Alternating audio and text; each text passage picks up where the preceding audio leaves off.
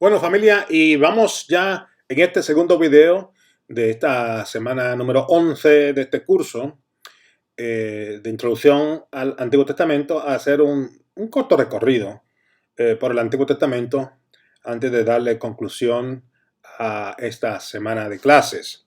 Y confío de que este corto recorrido pues les pueda, digamos, ayudar a usted pues tener una idea, digamos, mucho más clara. Este curso ha sido en gran medida como una especie de rompecabezas y espero que podamos nosotros ver un poquito acerca de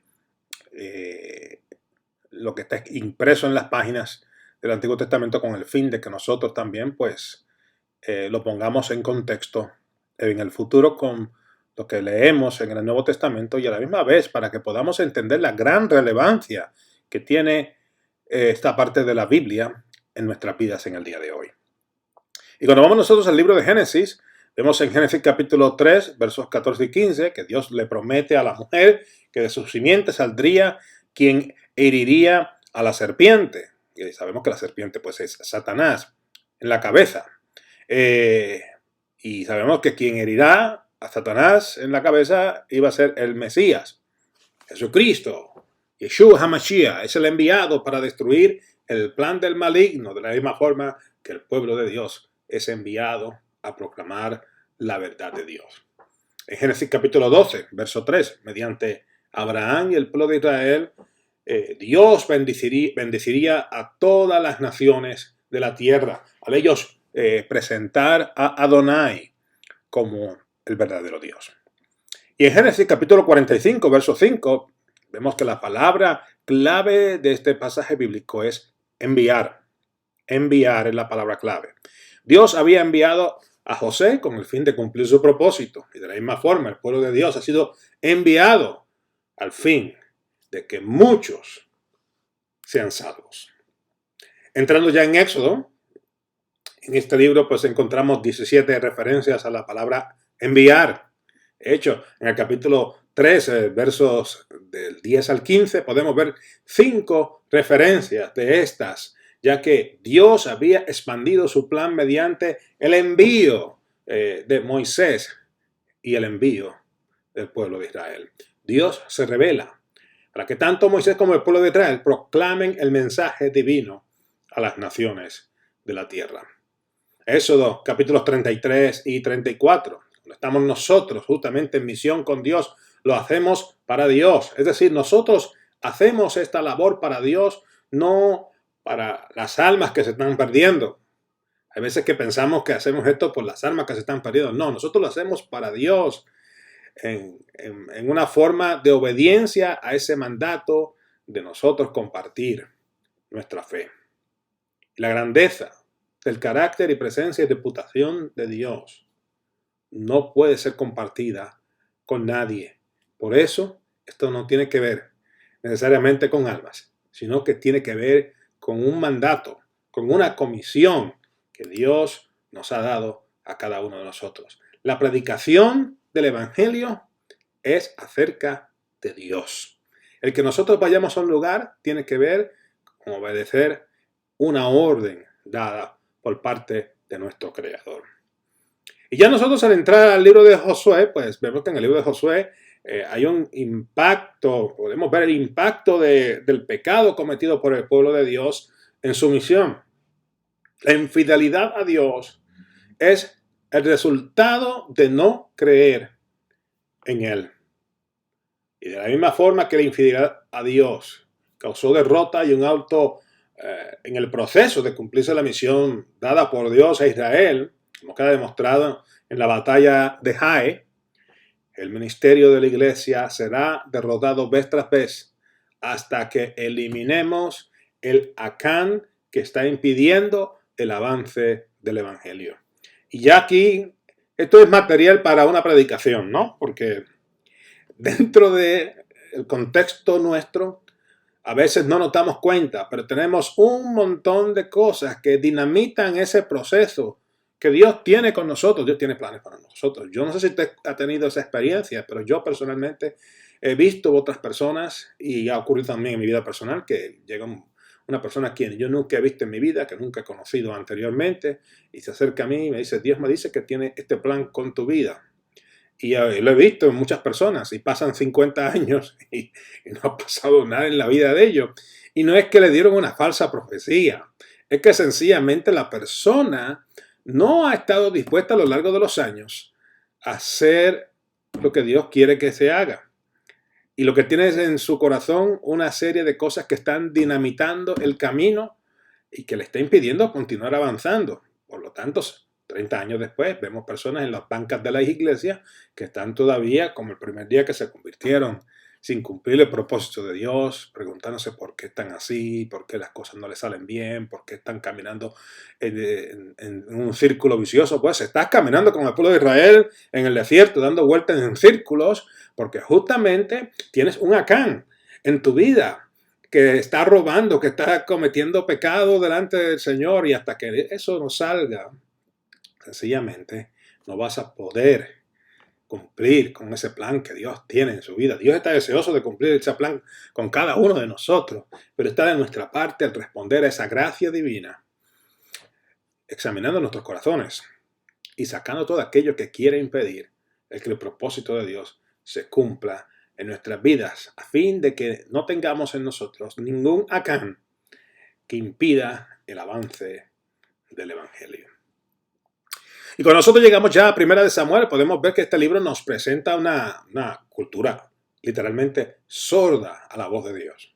En el corazón del pueblo no hay un solo deseo, el poder ser como las demás naciones, y rechazando la identidad nacional hebrea de un gobierno teocrático. Es como comienza el libro de Samuel. Y hoy día la iglesia, particularmente la iglesia occidental, confronta el mismo problema. La iglesia occidental se ha hecho sorda a escuchar la voz de Dios para poder ser proclamadores efectivos de la verdad divina. En cambio, hemos puesto nuestra confianza en este mundo, en las cosas de este mundo. Y tenemos hoy día una iglesia que es incapaz de cumplir con la misión dada por el Señor en el mundo occidental. Así que lo que yo veo justamente en la historia del pueblo hebreo es una gran similitud a lo que yo particularmente veo en la iglesia occidental. A mí me da una grandísima pena el poder ver la iglesia en los Estados Unidos, cómo está espiritualmente muriendo a paso agigantado. Y la iglesia europea pues ya murió. Aquí estamos nosotros en el proceso, usted y yo, usted que es estudiante y que vive aquí en este continente.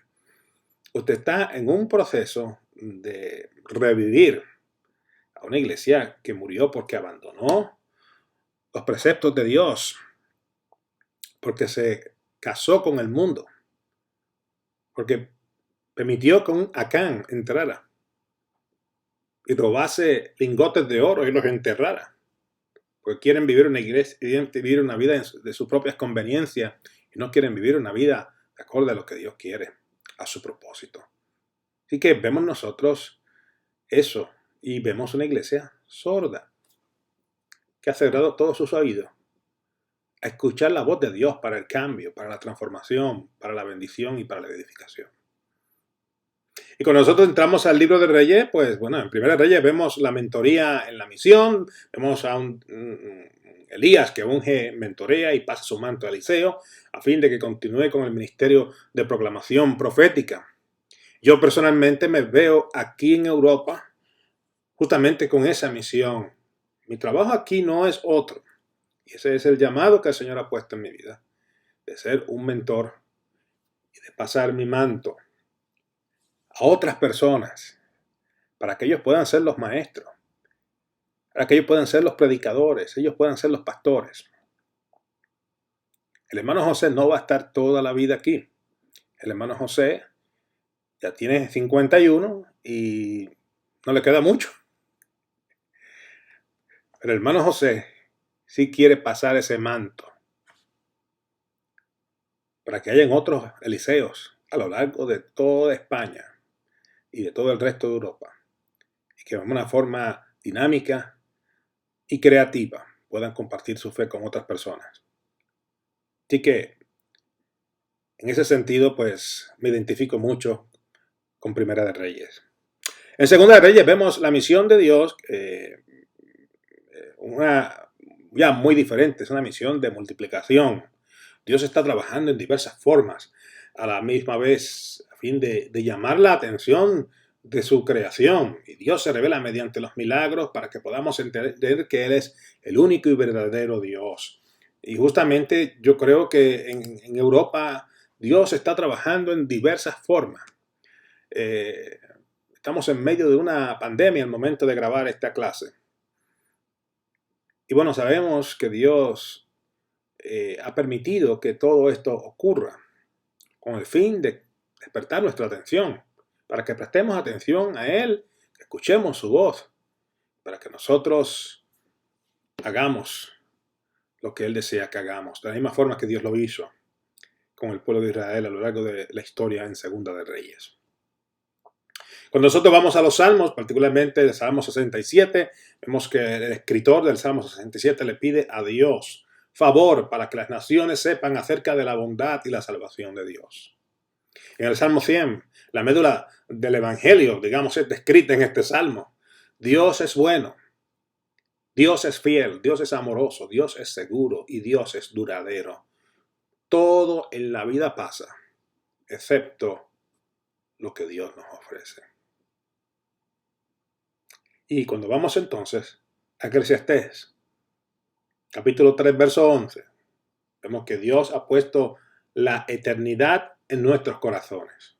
Nuestra labor es la de compartir este mensaje mediante la proclamación del Evangelio, la plantación de iglesias, el desarrollo de ministerios misionales creativos, el de apoyar a personas a que salgan a otros lugares a nivel local, regional y global. Ese es nuestro trabajo, nuestra responsabilidad. En Isaías, vemos Isaías capítulo 6, por ejemplo, nos vemos a un Dios que es infinito, eterno y santo. Ante su presencia somos movidos a confesar nuestros pecados y adorar su nombre. Y como resultado de estas acciones obtenemos perdón y somos enviados a alcanzar un mundo perdido. Isaías capítulo 52, verso 7, nos dice: cuán hermosos son los pies de quienes predican las buenas nuevas. Y el resultado final de este esfuerzo será la llegada del Mesías, a quien todo ojo le verá. Isaías capítulo 61 nos habla de que parte de la misión es la de cuidar y velar por los oprimidos, de cuidar y velar por los pobres, de cuidar y velar por los rechazados por esta sociedad. Porque a Dios sí le importan las cosas que ocurren a nuestro alrededor. Contrario a esa mentalidad de muchas personas que piensan que a Dios no le importa nada. Dios le importa. Porque ocurren ciertas cosas y vemos quizás lo que quizás pensemos que es inacción por parte de Dios. Bueno, Dios nos ha dado a nosotros un libre albedrío.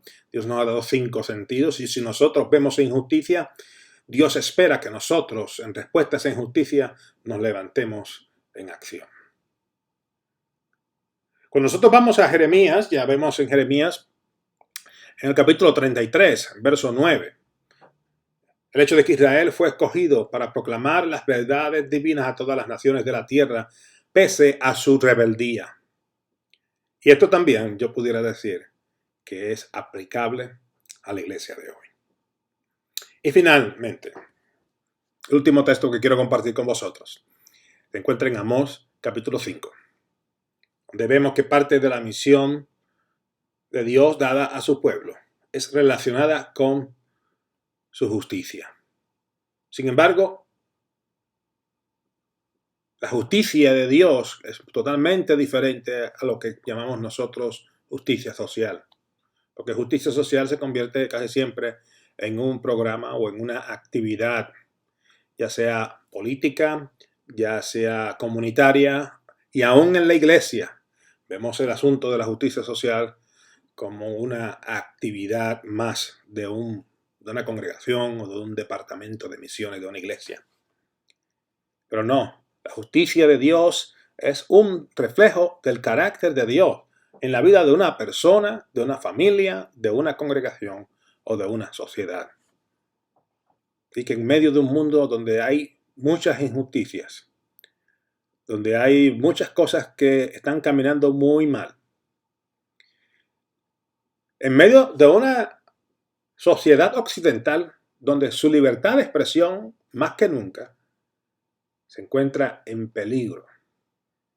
Porque ahora lo que decimos puede ser aplastado por las masas. Si yo digo algo y la gente está en desacuerdo, no es que esté en desacuerdo, es que básicamente me apalearían hasta destruir mi imagen. Y lo vemos en las redes sociales. Yo por eso me salí de Facebook hace mucho tiempo, porque literalmente la gente está en eso, de destruir el carácter personal de otro cuando está en desacuerdo con una persona por cualquier cosa. Y eso lo hacen muchos en nombre de justicia social. Y es por eso que la justicia de Dios es totalmente diferente a lo que es justicia social. Nosotros tenemos que ser el reflejo del carácter de Dios en la vida de una persona, de una familia, de una sociedad o de una congregación. Y aunque en estos días el peligro de la libertad de expresión está en peligro, tenemos que hablar. No podemos quedarnos callados. Tenemos que decir la verdad tal y como es. Somos llamados a ser la voz de Dios, a ser una voz profética en un mundo que se pierde. Bueno, familia, hasta aquí hemos llegado con este segundo video de esta semana. Y ya la semana próxima estaremos con el último video de este curso. Un abrazote en Cristo y que tengáis una semana bendecida.